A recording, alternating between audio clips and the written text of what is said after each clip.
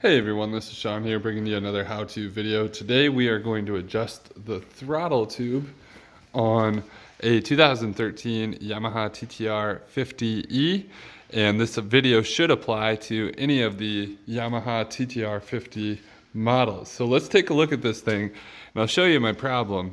I got a lot of free play right now, and that's not great because when my little guy goes to spin the throttle, he's spinning air at first. He's not actually giving the bike any gas.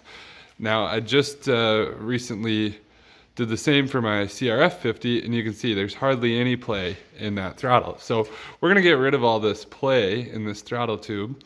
And I first off should say what you need to do is you need two 8mm box end wrenches. That should work just fine. And we're gonna pull back these little covers on the throttle return cable.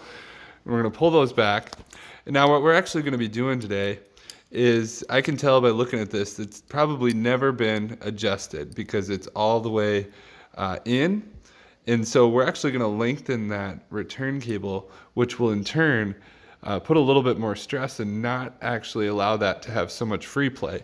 So we're going to break this loose. I've already done that. And we're going to spin this clockwise here. What we're actually doing is we're extending that throttle cable a little bit. So I've already taken most of that play out. I'm going to do maybe another half turn.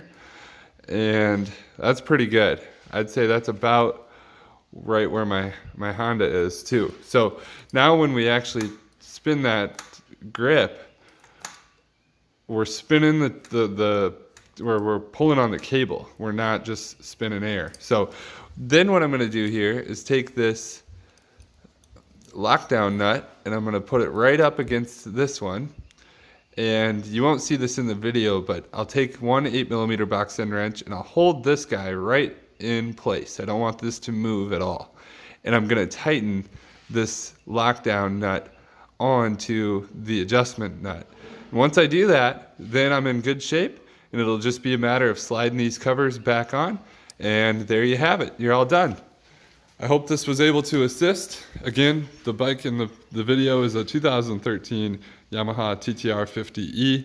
This video should apply to any of the TT-R50 models, and honestly, should be able to help just about any dirt bike, as well as the process is very similar. If you like this video, please like and subscribe, and I'll keep them coming with more how-to videos. Thanks, everybody.